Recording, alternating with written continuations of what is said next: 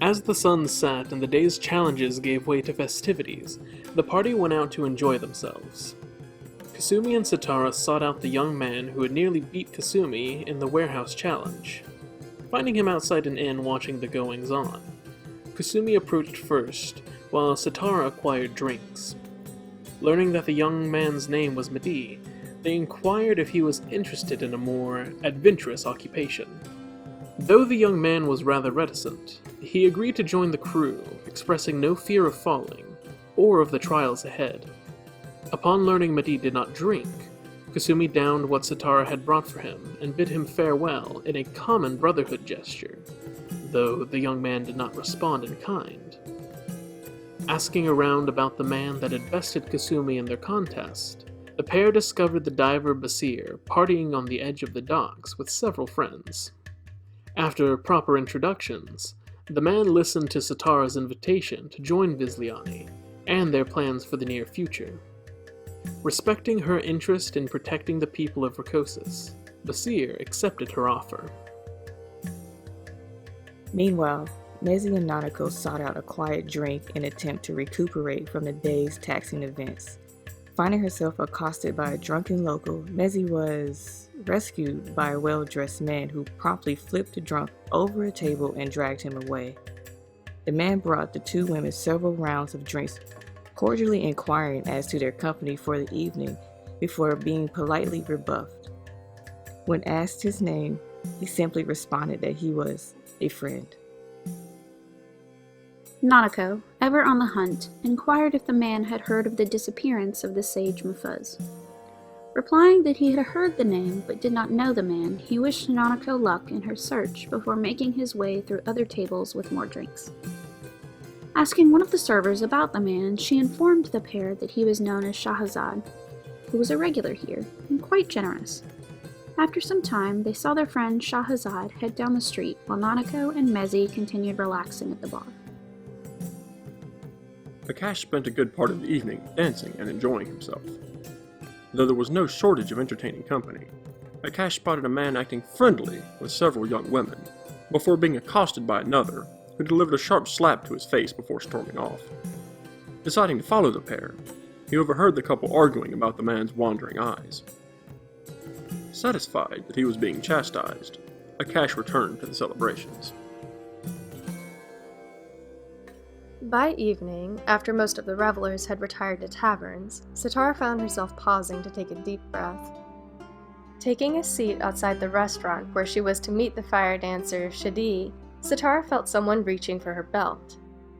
Catching the pickpocket's wrist, she turned to see a small boy, perhaps 6 years old, scrawny and ill-dressed.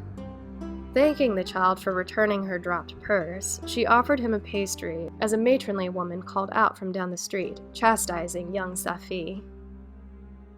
Releasing the boy, who quickly scampered off, Sitara rose to speak with the woman, who identified herself as Sakina, a caretaker of orphans.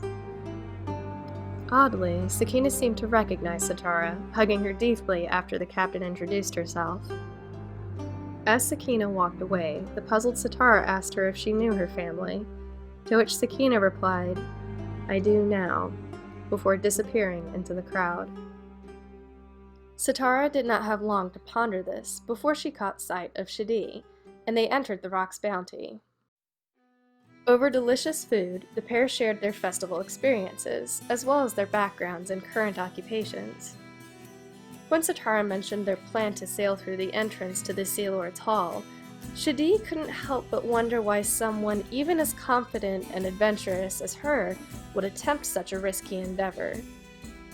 Initially explaining that it would be a test, she warned him the whole story was rather lengthy. His curiosity undeterred, Sitara began with their discovery of the empty calica, her sheep slipping into an Oami lilt as she recounted the story of their battle and rescue. She concluded with seeking the Jinn's judgment in hopes of moving the Council of Captains, before becoming keenly aware of the lull in conversation around them.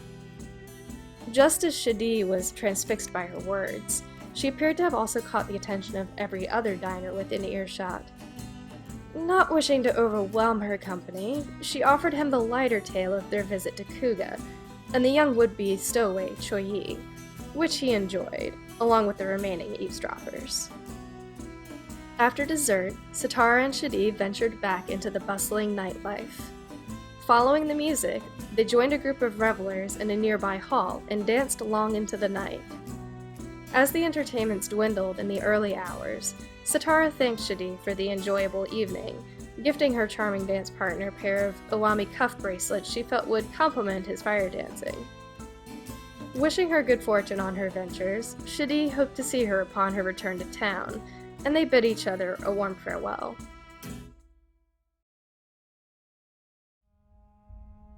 Sleeping in the next day, the party began preparations for venturing south with Captain Atala to the entrance to the Sea Lord's Hall. Meanwhile, Akash sought out information on the young swordswoman who had made her appearance during the festival. After hearing back from his sources, he learned a number of conflicting rumors.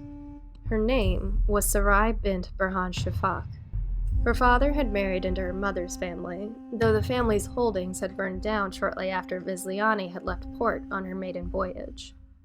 Her father was reportedly killed in the blaze, leaving her an orphan with no family, though she was just of age to take the reins of her family's affairs. Some said that it was Sarai who had started the fire, though to what end remained unknown.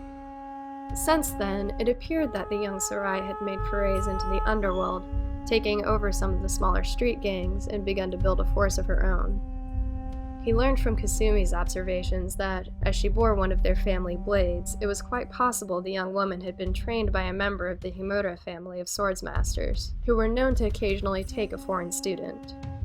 Further investigation revealed gossip amongst those who had known the family prior to the fire that the man who had married Sarai's mother was not her actual father. Along with the rumors of mixed heritage came speculation that her father was none other than the man who appeared to be her swordmaster.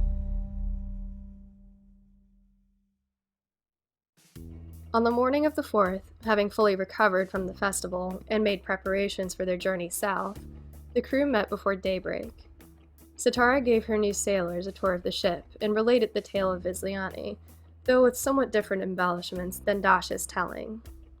As Kanuki lit incense and prayed at the figurehead, the masts unfurled, and Viz Leany made her way out of port.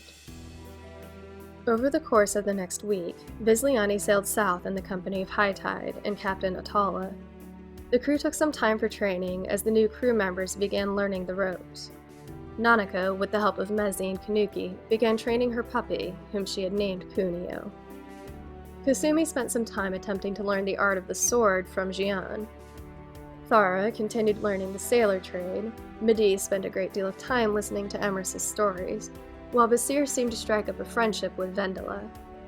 On the 9th, Basim treated the crew to pastries in honor of his birthday. Sharing meals with the crew of High Tide, Akash and Nanako shared rather interesting exchanges with Captain Atwala.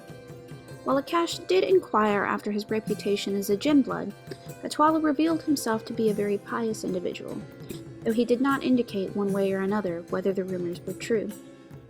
They spoke at length, with Akash sharing his concerns about the priests of Rokosis and his interpretations of the jinn. Nanako had some concern about her status as a free islander on an Ashib merchant vessel, as most viewed those from her home as unruly pirates. While Atwala revealed that his ship had been attacked by corsairs from the Pirate Isles before, he did not seem to hold the same prejudice as some of his sailors.